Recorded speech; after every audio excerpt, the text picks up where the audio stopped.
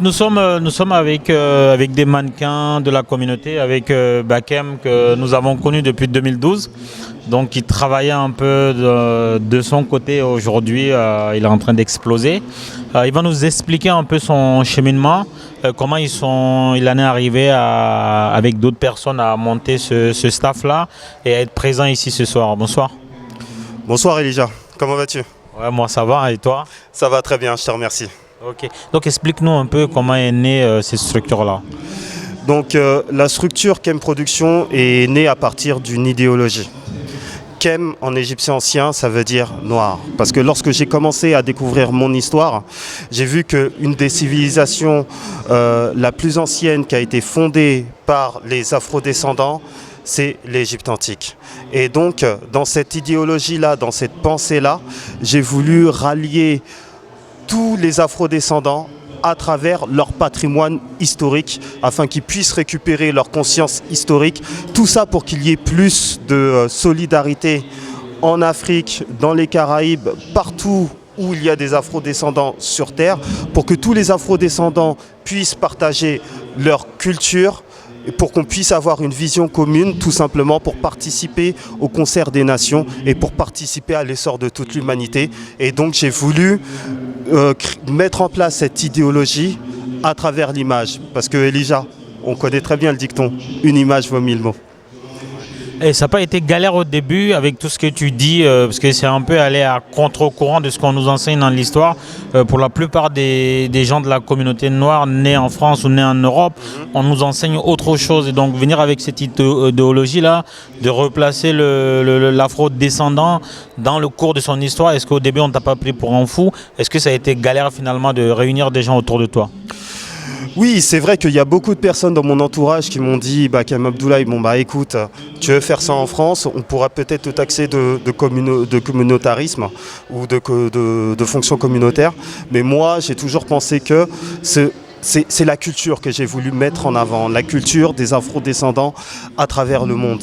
Et lorsqu'on regarde la palette culturelle et qui sont épousées, cette palette culturelle est très bien épousée par les valeurs de la République française qui nous permettent vraiment, sur le territoire national, de mettre en valeur nos identités, nos cultures et ce qu'on est. Donc j'ai tout simplement voulu effectuer un mix de tout cela pour revaloriser l'être humain dans son essence primordiale.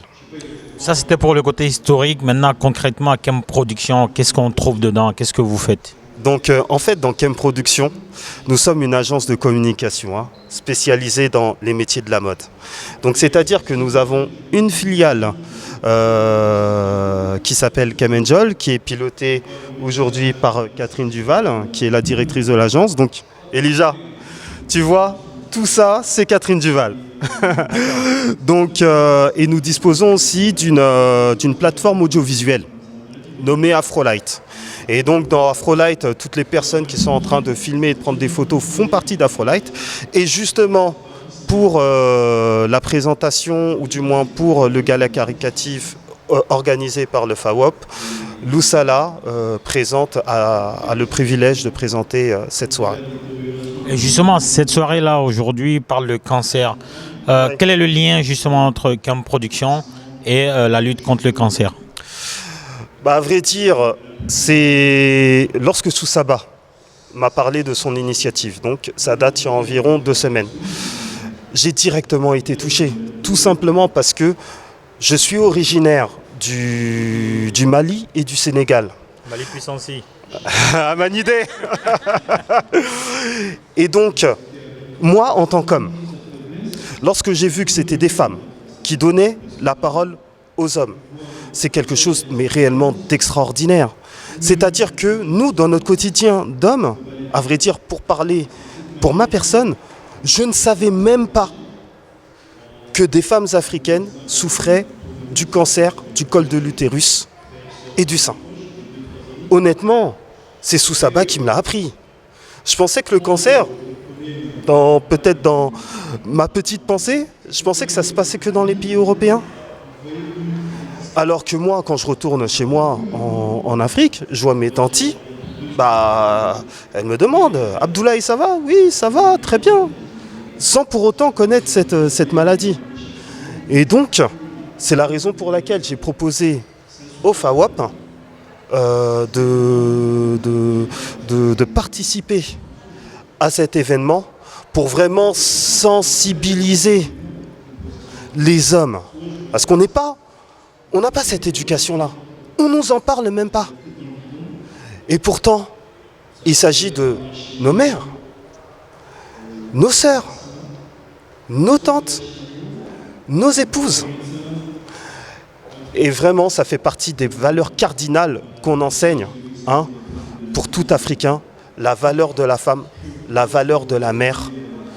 Tout homme africain, tout homme afrodescendant, parce que je ne vais pas limiter cette question qu'à l'Afrique, c'est vraiment une question mondiale.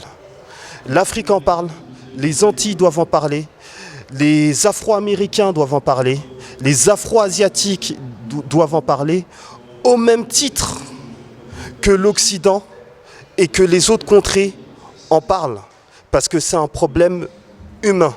Donc si on peut faire une action, si on peut parler à l'OMS, l'Organisation mondiale de la santé, et parler de ce phénomène-là qui touche chaque être humain, peu importe son origine, peu importe sa couleur de peau, c'est une grande chose. Et ce qui me fait réellement plaisir, c'est que les afrodescendants se reprennent en main et font des événements pour qu'on puisse participer à l'échiquier mondial.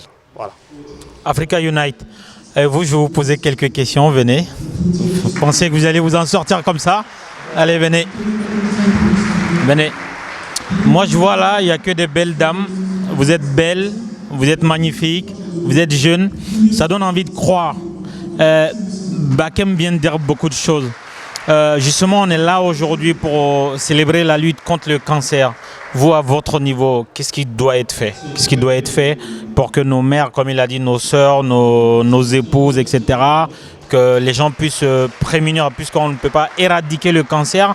Qu'est-ce que finalement on pourrait avoir comme message envers toutes ces femmes-là pour se prémunir contre le cancer?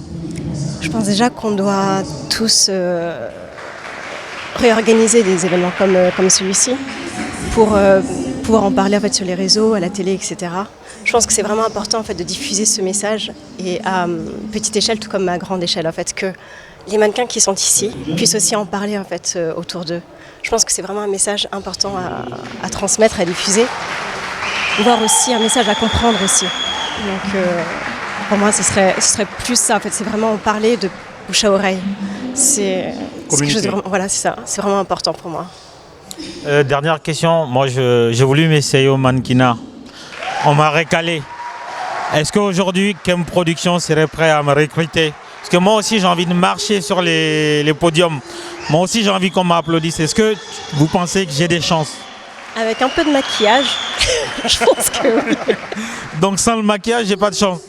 On va travailler ensemble. D'accord. En tout cas, merci infiniment et du courage. On a envie de croire quand on vous voit. Merci. Merci beaucoup.